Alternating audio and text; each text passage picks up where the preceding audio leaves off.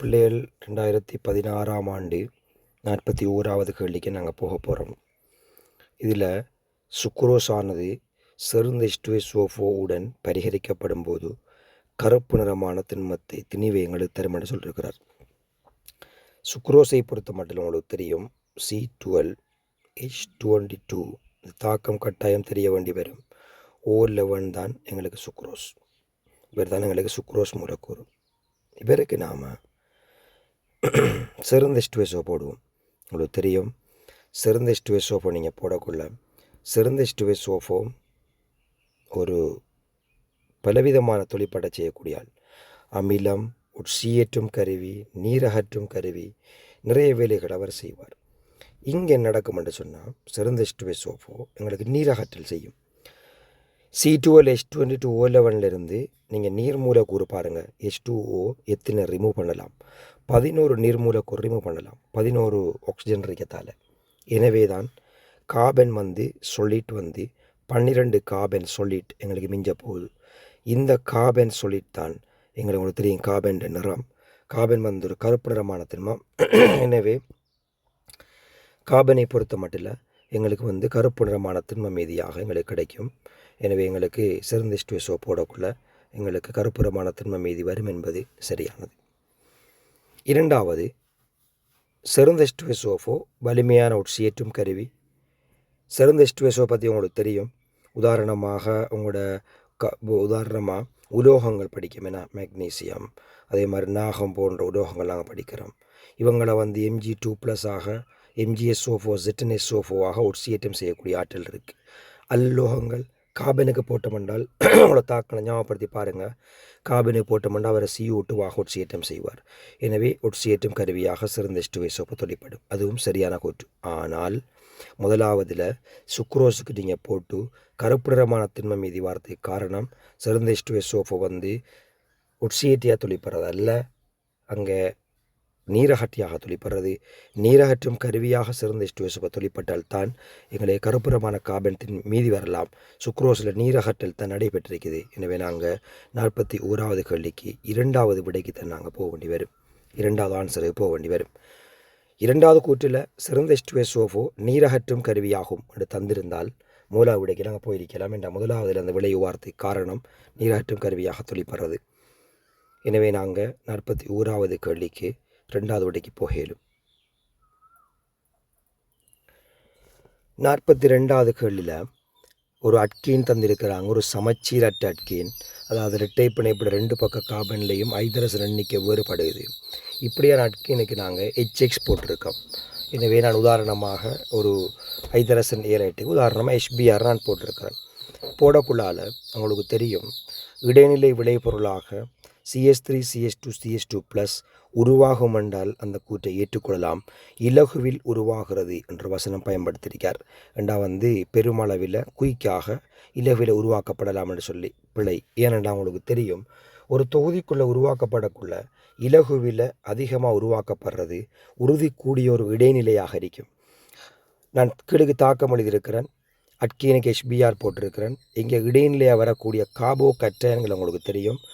இந்த இருக்கிற ஐதரசன் பொறிமுறை நடைபெறுகின்ற பொழுது இந்த இருக்கிற அட்கீன் தன்னை பைப்பிணைப்பை இந்த இருக்கிற ஐதரசனை கொடுத்து பொறிமுறை ஸ்டார்ட் பண்ணக்குள்ள கார்போனியம் அயன் ஐதரசன் கூடிய பக்கம் ஐதரசன் இணையக்குள்ள எதிர்பக்கம் ப்ளஸ் வரக்கூடிய ஒரு கார்போனியம் அயனாக வழி கார்போனியம் அயன் வரும். ஸோ இந்த இருக்க கார்பனில் ஐதரசன் வரும், இங்கே ப்ளஸ் வரும்.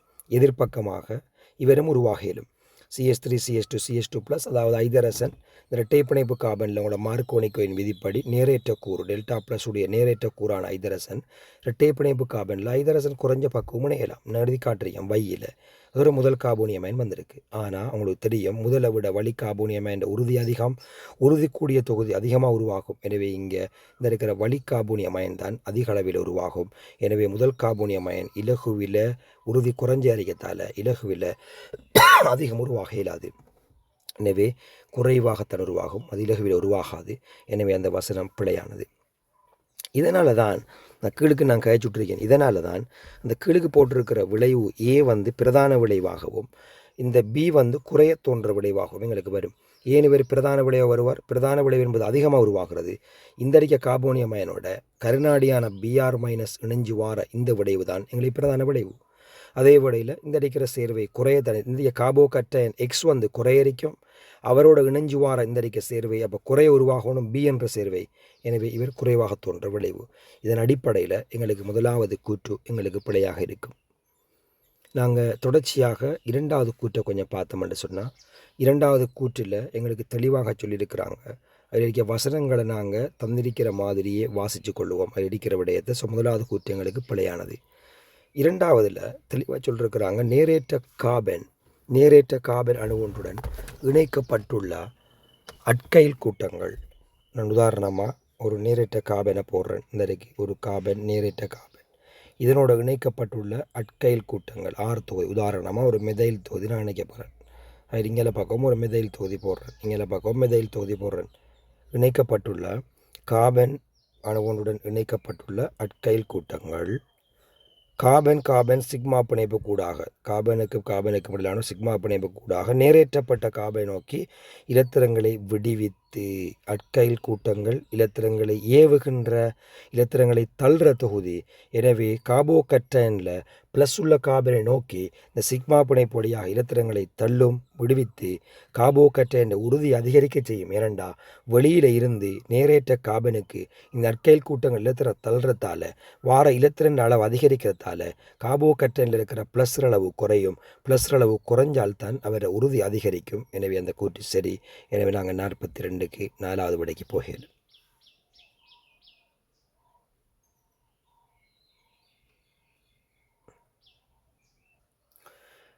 43வது கேள்வியை பொறுத்த மட்டும் 80 ஃபாகைசியில் H2 கேஸின் சராசரி மூலக்கூற்று கதி. 80 ஃபாகைசியில் H2 கேஸ் இருக்க போது, H2 கேஸில் வந்து மூலத்திணிவு எங்களுக்கு தெரியும் 2 கிராம் மூல் -1.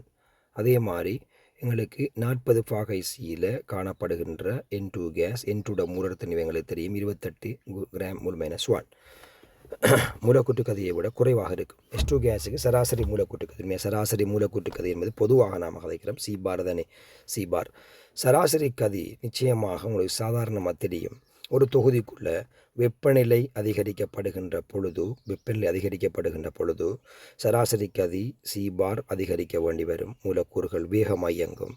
அதே மாதிரி வந்து உங்களுக்கு தெரியும், மூலக்கூறினுடைய பருமன் M சிறியதாக இருந்தாலும் எங்களுக்கு வந்து ஒரு சராசரி கதை கூடரிக்கும். ஏனென்றா பருமன் குறையரிக்கக்குள்ள அவர் இயங்குகிற வேகம் கூடரிக்க போகுது.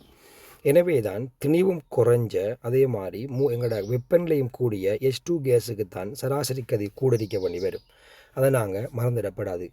சராசரி கதைக்கு சொல்லியிருக்கிறாங்க. மூணாவது கூற்று எங்களுக்கு பிழையானது. இதை ஒரு பிள்ளை கேளில் சொல்லுப்படை இல்லை ஒரு பிள்ளை இதை சராசரி கதை எடுக்காமல் சீவருக்கம்பாராக கதிவருக்கு இடையாக எடுத்தால் கூட ஒரு பிள்ளை வந்து யோசித்து 3 RTNகள் கெபிரல் நம்ம குமனாக கேஸஸில் பயன்படுத்துகிற உண்டு. கதிவருக்கு இடம் நாங்கள் பொதுவாக யூஸ் பண்ணக்குள்ள பாருங்கள், இந்த கதிவருக்கு இடையே பொறுத்த மட்டும் இல்லை சீவருக்கம் பார் அதுவும் வேகத்தில் அளவீடு தானே சராசரி.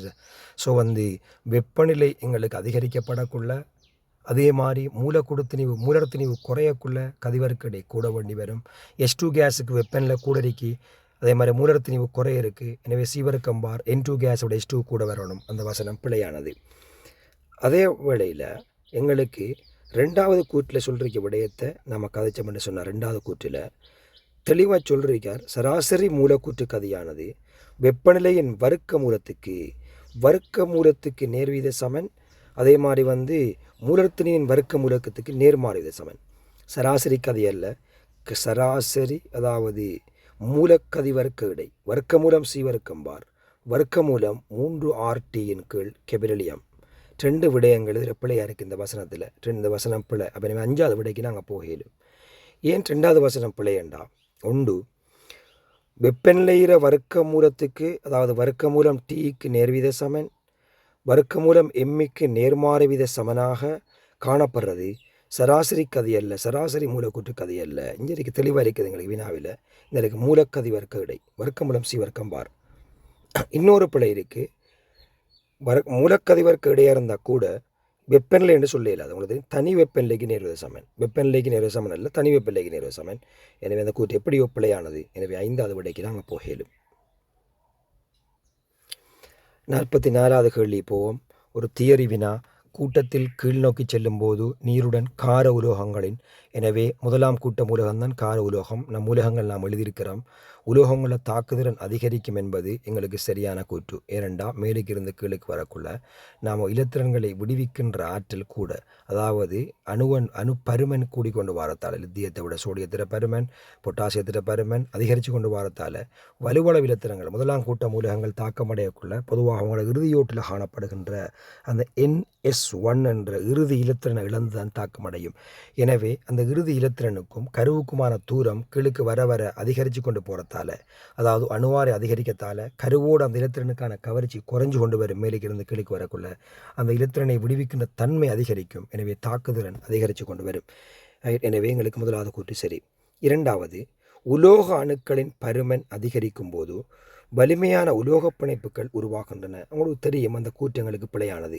ஒரு கூட்டத்தில் மேலுக்கிருந்து கீழுக்கு வரக்கூட நாம் கதைக்கிறோம், உலோகப் பிணைப்பிட வலிமை குறைய இருக்கும். மேலுக்கிருந்து கீழுக்கு வர அணுவாரை அதிகரிக்கும், உலோகப் பிணைப்பிட வலிமை குறைவடையும். முதலாம் கூட்டத்தில் அது கூடிய உலோகப் பிணைப்பு வலிமை லித்தியம் கொண்டிருக்கும். எனவே அந்த கூற்று பிழையானது. எனவே நாங்கள் மூணாவது விடைக்குள்ளே போகலும் அதை இன்னும் கொஞ்சம் அனலைஸ் பண்ணோம்னு சொன்னால், உலோக அணுக்களின் பருமன் கூடினா வலிமையான உலோகப் பிணைப்பு உருவாக இயலாது. உங்களுக்கு தெரியும் உலோகப் பிணைப்பிட வலிமை 2 காரணிகளில் தங்கியிருக்குமென்னு நாங்கள் பார்க்குறோம். உதாரணமாக நாங்கள் போடையிலும் மெயினாக உலோகப் பிணைப்பிட வலிமை நேர்விகித சமன். குறிப்பாக உலோகப் பிணைப்பிட வலிமை நேர்விகித சமன் உலோக சாலகத்துக்கு விடுவிக்கின்ற இலத்திரன்களுடைய எண்ணிக்கை. அப்போ அந்த இலத்திரங்கள் எண்ணிக்கை கூடினா உலோகப் பிணைப்பு வலிமை கூடும். முதலாம் கூட்ட மூலகங்கள் தன் இறுதியோட்டில் காணப்படுற ஒரு இலத்திரனைத்தான் உலோக சாலகத்துக்கு விடுவிக்கும். எனவே அதை வச்சுக்கொண்டு உலோகப் பிணைப்பு வலிமையை கம்பேர் பண்ண முடியாது. இரண்டாவது, உலோக கற்றையினுடைய ஆரை. உலோகக்கற்றை என்ற ஆரைக்கு உலோகப் பிணைப்பிட வலிமை நேர்மாறு வீத சமன். எனவே ஆரை குறைய குறையத்தான் எங்களுக்கு உலோகப் பிணைப்பிட வலிமை கூடும். நிறைய அவ்வளவு பேர்லையும் ஆரை குறைஞ்சால் கற்றை என்ற ஆரை மேலுக்கிருந்து கீழுக்கு வரைக்கும் அதிகரிக்கும். ஆரை குறைஞ்சது லித்தியம் ப்ளஸ். எனவே லித்தியத்துக்கு தான் உலோகப் பிணைப்பு வலிமை கூடணும். கீழுக்கு வர வர கற்றை என்ற பருமன் கூடுறதால உலோகப் பிணைப்பிட வலிமை எங்களுக்கு குறைய வேண்டி வரும். எனவே பருமன் கூடக்குள்ள உலோகப் பிணைப்பு வலிமை வலிமையாக மாறும் என்பது எங்களுக்கு பிழையானது. எனவே நாங்கள் மூணாவது விடைக்கு போகலும். 45வது கேள்வி எங்களுக்கு தந்திருக்கிறாங்க. CH3 C triple bond CH ஒரு அமில ஐதரசன் கொண்ட அட்கைன். அட்கைனில் இந்த இருக்கிற ஐதரசன் ட்ரிபிள் பாண்டோட நேரடியாக இருக்கிறது அமில ஐதரசன். இது அமோனியா சீர் நாங்கள் CuCl2 போட்டிங்கன்னு சொன்னால், அமோனியா சீர் CuCl2 போட்டு அவங்களுக்கு தெரியுமே நடைபெறும் என்று சொல்லி, அதாவது CH3 C triple bond C- Cu+ எங்களுக்கு வீழ்படிவாக வரும். என்னென்று சொன்னால் இதில் கொஞ்சம் சரியான விளக்கம் இருக்கணும். இது ஒரு சரியான முறை சொல்ல போனோம் என்றால் செங்கஃபில நிறமான அல்லது சாக்லேட் கஃபில நிறமான வீழ்படிவு. செங்கஃபில நிறமான அல்லது சாக்லேட் கஃபிலமான வீழ்படிவு. சில வேளைகளில் செந்நிறமான வீழ்படிவு என்றும் சில இடங்களில் பயன்படுத்தி இருக்கிறாங்க. அதை நம்ம எக்ஸப்ட் பண்ணி கொள்ளலாம். அப்போ முதலாவது கூட்ட நாம் சரியன்னு நம்ம எடுக்கலாம். என்னென்னா சிவப்புன்னு சொல்கிறேன். ஆனால் ஒரு பிள்ளை அதை பிள்ளைன்னு எடுத்தால் கூட பிள்ளைகளுக்கு சார்பாக அந்த ஸ்கீம் அவர் வடிவமைச்சிருக்கார். என்னென்னு சொன்னால் பிள்ளைகள் நாங்கள் பொதுவாக செங்காஃபி லெமன் சாக்லேட் காஃபி லெமன் சொல்லி நாங்கள் யூஸ் பண்ணுறோம். ஸோ தனியாக ஒரு பிள்ளை சிவப்புன்னு யோசிக்கக்குள்ள பிள்ளைன்னு எடுக்கலாம். பட் பொதுவாக செந்நிறம் எடுத்தால் சரியாக கொடுத்துருக்கேன். இரண்டாவது, அட்கைன்களின் முடிவிடங்களில் உள்ள அமில ஐதரசன். எகெயின் இங்கே இருக்கிற அதே பகுதி, இந்த இருக்கிற அவர் சொல்லியிருக்கிற மாதிரி இந்த இருக்கிற அமில ஐதரசன், இந்த இருக்கிற ஐதரசன் உலோகங்கள் மூலம் இடம்பெயர்க்கப்படலாம். அப்போ ஒரு புள்ள உண்மையாக சரியாக சொல்ல போனால் அந்த வசனம் சரி. ஏன் அந்த வசனம் சரி? ஏன் வசனம் சரி என்றால் இந்த இருக்கிற அட்கைனுக்கு நான் உலோக சோடியம் போட போகிறேன். உலோக சோடியம் போட்டால் CH3 C triple bond C- Na+ எங்களுக்கு வரும். அதோட இவர் இடம்பெயர்க்கப்பட்டு பக்க விளை பொருள் அவங்களுக்கு தெரியும் H2 கேஸ் வரும். எனவே உலோகம் மூலம் இடம்பெயர்க்கப்படும். அதுவும் சரியானது. ரெண்டாவது கூற்று. ஒரு புள்ள இப்படி யோசித்தால், இங்கே நாங்கள் Cu2Cl2 தானே இங்கே அமில ஐதரசன் இடம்பெயர்ந்திருக்கு. அங்கே இருக்கிற Cu+ தானே அதை இடம்பெயர்ந்திருக்கு, ரைட்? அதை ஒரு பிள்ளை உலோகமாக யோசித்தால் Cu உலோகம் தானே, Cu+ இந்த இடத்துல உண்மையாக பார்த்து அப்படி பார்க்கிறாது. என்னென்னா இந்த உலோகம் அல்ல, உலோக கற்றை அந்த இடம்பெயர்ந்திருக்கு H+. எங்கே நமக்கு தந்திரிக்க தாக்கத்தில். ஆனால் உலோக சோடிய தாக்கத்தில் உலோகம் இடம்பெயர்க்கும். எனவே தான் எங்களுக்கு Cu2Cl2 தாக்கத்தில் வீழ்படிவு வருது. ஆனால் ரெண்டாவது கூற்றில் வந்து உலோகங்கள் இடம்பெயர்க்குது, அதுவும் சரி.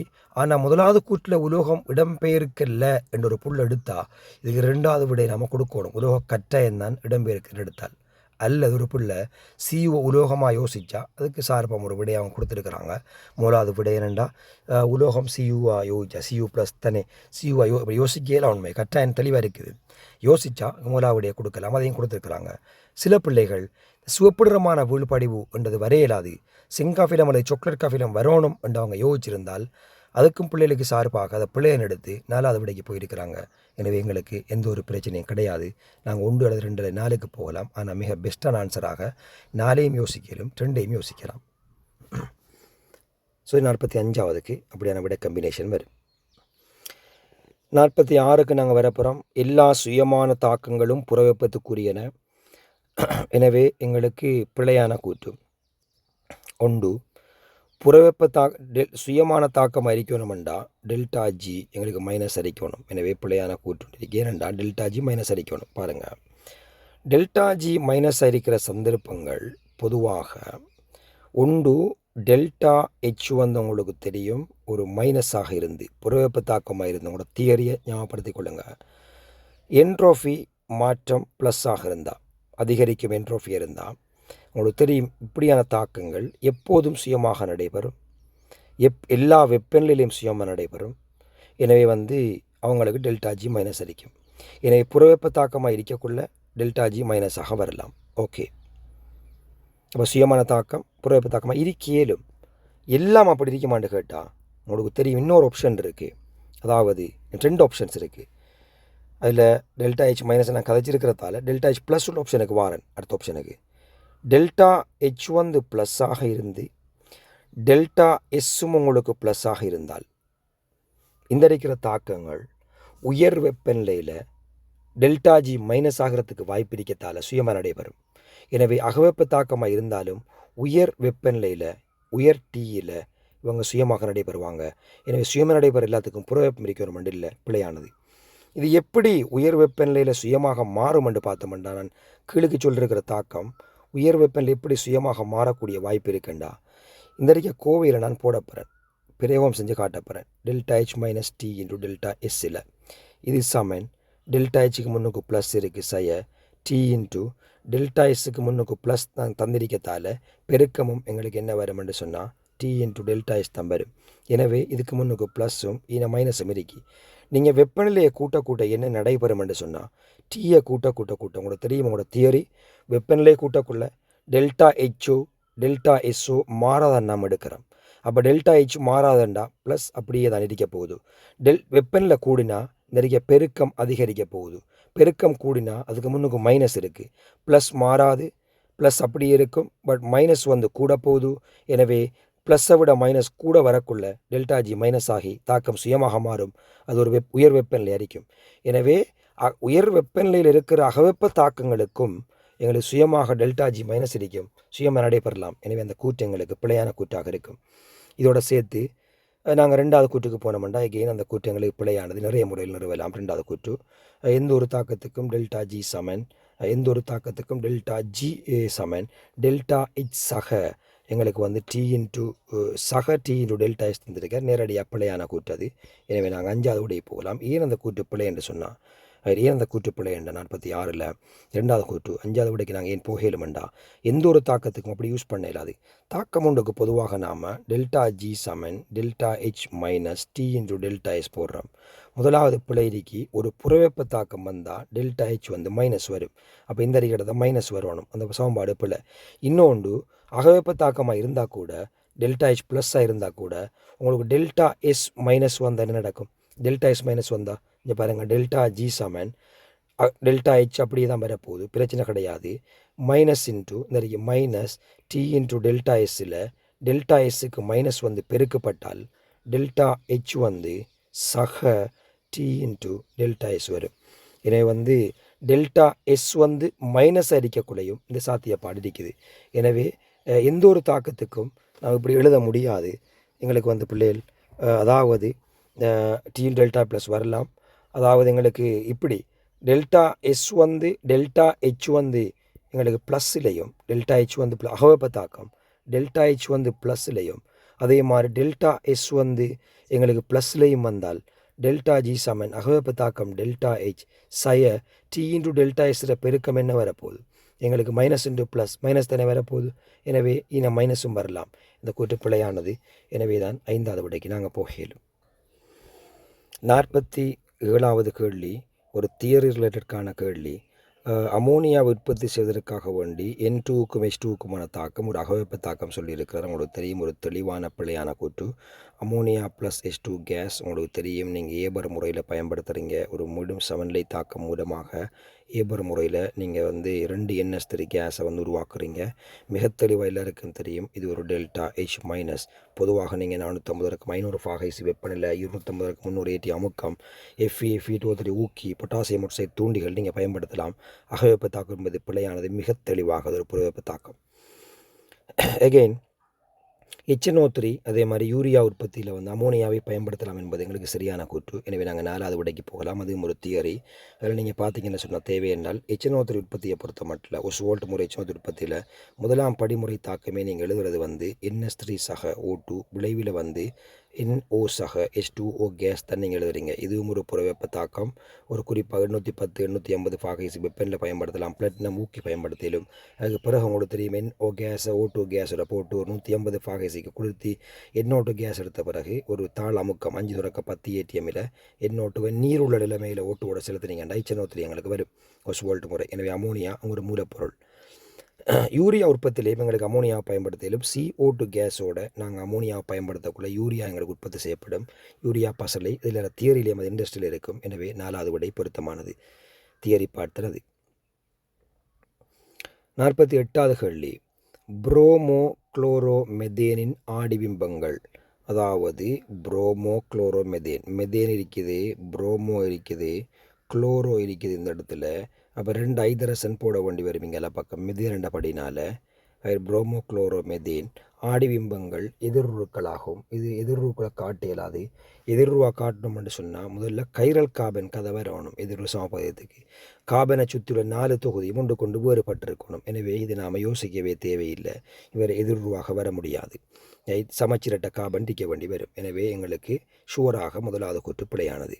அப்படியே நான் வந்து மிச்சம் இலகுவான ஒரு 2வது கூட்டுக்கு நான் வந்தேன்னு சொன்னால் எனக்கு வரக்கூடிய விடயம் அதாவது எங்களுக்கு என்ன சொல்கிறீங்கன்னு பாருங்கள். எதிர்வுருக்கள் ஒன்றின் மீது ஒன்று மேற்பொருந்தாத ஆடிபிம்பங்கள் ஆகும். எதிர்வு என்பது மேற்பொருந்தாத ஆடிபிம்பங்கள் சரியான கூற்று. ஸோ 4வது விடைக்கு நாங்கள் போகலும். எப்படி போகலும் என்று சொன்னால் பிள்ளைகள் வந்து எதிர்வுருக்கள் என்பது சமபகுதியங்கள் நம்ம 2ஆக பிரிக்கிறது தானே. திண்மத்தோட்ட சமபகுதியங்களை ஒன்று ஈர்வழி மயம் அடுத்த எதிர்வு. எதிர்வுருக்கள் என்பது யாரென்றால் அதாவது கைரல் கார்பனை கொண்டிருக்கிற சேர்வை சமச்சீரட்ட கார்பனை கொண்டிருக்கிற சேர்வைகள் 2 வடிவங்களில் காணப்படும். 2 வடிவங்களில் ABCD என்று எடுத்தோம்னா உங்களுக்கு தெரியும். சமச்சீரட்ட கார்பன்டா கார்பனை சுற்றி 4 தொகுதி வேறையாக இருக்குது. ஒரு கைரல் கார்பன் வரக்குள்ள அது 2 வடிவங்களில் உங்களுக்கு இருக்க போகுது. அந்த 2 வடிவங்களும் ஒன்றுக்கொன்று ஆடிபிம்பமாக இருக்கின்ற பொழுது அவங்க மேற்பொருந்தாத சந்தர்ப்பங்கள் இருக்குது. எங்களோட சிலபஸில் பொதுவாக நம்ம கதைக்கிறோம். ஒன்றுக்கொன்று ஆடிபிம்பமாக இருக்கக்குள்ள ஆடிபிம்பங்கள் ஒன்றொன்று மேற்பொருந்தாது. எனவே நாம் எதிர்வுருக்கள் நாம் சொல்லுவோம். எதிர்வு கதைக்கதே ஒன்றுக்கொன்று ஆடிபிம்பமாக இருக்க தலையும் அதே மாதிரி ஒன்றொன்று மேற்பொருந்தாமை காரணமாகத்தான் நாம் எதிர்வு என்று சொல்கிறோம். எனவே எதிர்வுருக்கள் ஒன்றுக்கொன்று மேற்பொருந்தாத ஆடிபிம்பங்கள் என்பது எங்களுக்கு சரியான கூற்று. எனவே நாங்கள் 4வது விடைக்கு அதுக்கு போகலும். 49 மிக முக்கியமான கேள்வி. 2015ஆம் ஆண்டையும் நாங்கள் ஒன்று டிஸ்கஸ் பண்ணியிருந்தோம்.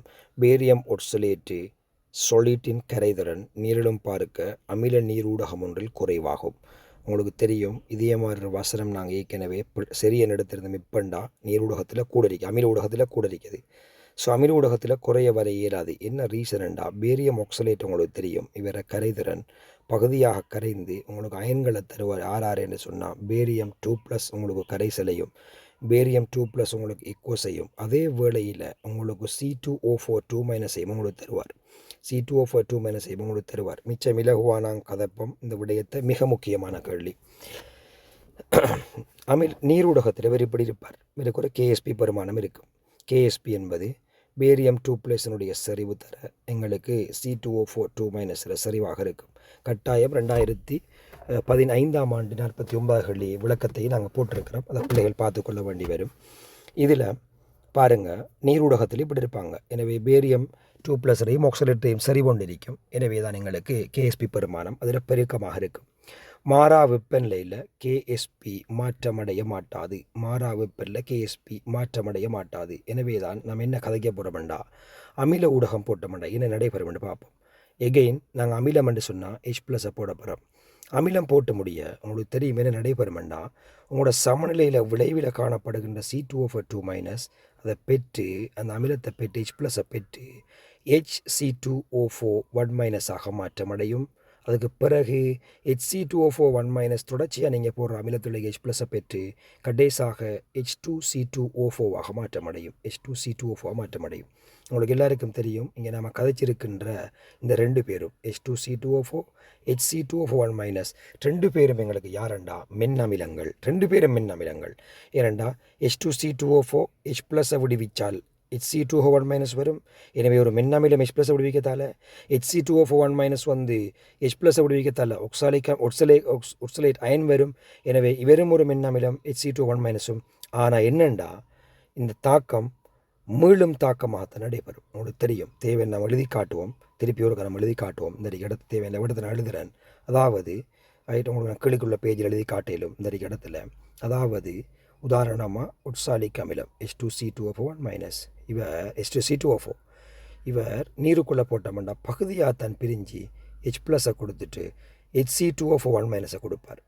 இதே மாதிரி தான் HC2O1-. HC2O4 உங்களுக்கு என்ன செய்யும்னு சொன்னால் பகுதியாகத்தான் பிரிஞ்சு H+ கொடுத்துட்டு ஒக்சலேட்டாக மாற்றமடையும். எனவே தான் நாம் ஏற்கனவே கதைச்சிருக்கிற அதே விடயம் நான் மேலுக்கு வரப்போகிறேன்.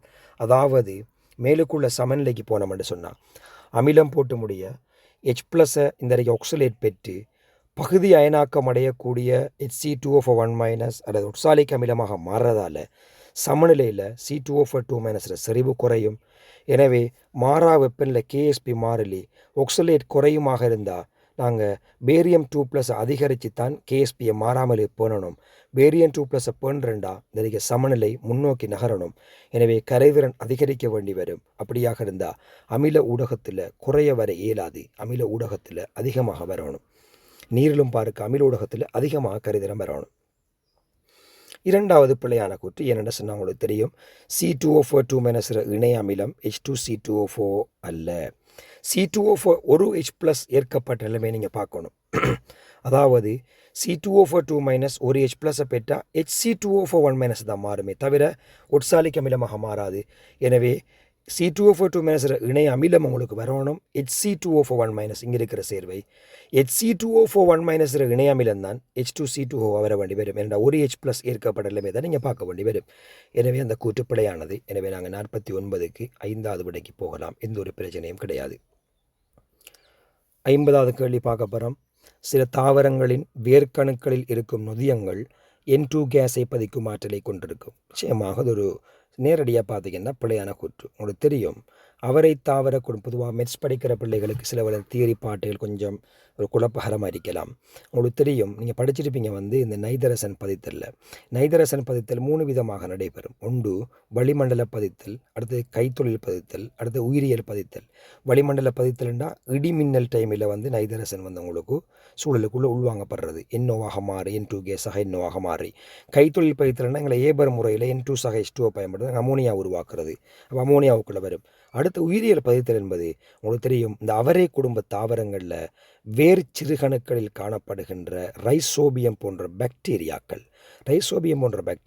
இந்த N2 கேஸ் அமோனியம் சேர்வைகளாக நேரடியாக பதிக்கும். எனவே நொதியம் என்று வந்திருக்கத்தால் அந்த கூட்டுக்கு நாங்கள் பிழை என்று எடுக்கலாம். எனவே அவரை தாவரங்களில் அவரை தாவர வேறு சிறுகணுக்கள் இருக்கின்ற ரைசோபியம் போன்ற பாக்டீரியாக்கள் தான் எங்களுக்கு நைதரசனை பதிக்கும் ஆற்றலை கொண்டிருக்கும். அதால் தான் அந்த நைதரசன் அவரை குடும்ப தாவரங்களை ஒரு பயிர் நிலங்களில் வளர்க்க கூட மண் வளமடைகிறதுக்கு காரணம், நைதரசன் வளமாக்கியில் மிச்சம் நாங்கள் பயன்படுத்த தேவையில்லை. என்ன காரணம் என்று சொன்னால் பாக்டீரியாக்கள் இந்த வேலையை செய்யும். ஸோ அது பிழையான கூற்று. நொதியம் வந்திருக்கத்தால் குழம்பிக்கொள்ள தேவை எந்த ஒரு அவசியமும் கிடையாது. N2 மூலக்கூறு தாக்குதலற்று இருப்பதற்கு காரணம் அதில் அடங்கும் மும்மை பிணைப்பாகும். நைட்ரஜனில் மும்மை பிணைப்பு இருக்குது. இதனால் அதில் பிணைப்பு பிரிகை சக்தி டெல்டா H நியமனிலே D உயர்வண்டத்தால் தான் நைதரசன் நாம் சொல்கிறோம் சடத்துவத்தன்மையுடைய ஒரு வாயு. இலகுவில் யாருடையும் தாக்கமடைய மாட்டாது. உதாரணமாக முதலாம் கூட்டத்தில் லித்தியம், இரண்டாம் கூட்டத்தில் எல்லா மூலகங்களுடையும் தாக்கமடையக்குள்ளையும் நாங்கள் இதில் மும்மை பிணைப்பு உடைக்கிறதுக்காகத்தான் அதிகளவான வெப்பம் கொடுக்க வேண்டியிருக்குது. ஏனெண்டா அவரை தாக்குதிறன் குறைய அதில் பிணைப்பு வலிமை கூட. எனவே 2 சரி. எனவே நாங்கள் 4வது விடைக்கு போகலும். முதல் கூற்று சரி, 2வது கூற்று பிழை இடத்தால், முதல் கூற்று பிழை 2வது சரி இடத்தால் நாங்கள் 4வது விடைக்கு போகலும்.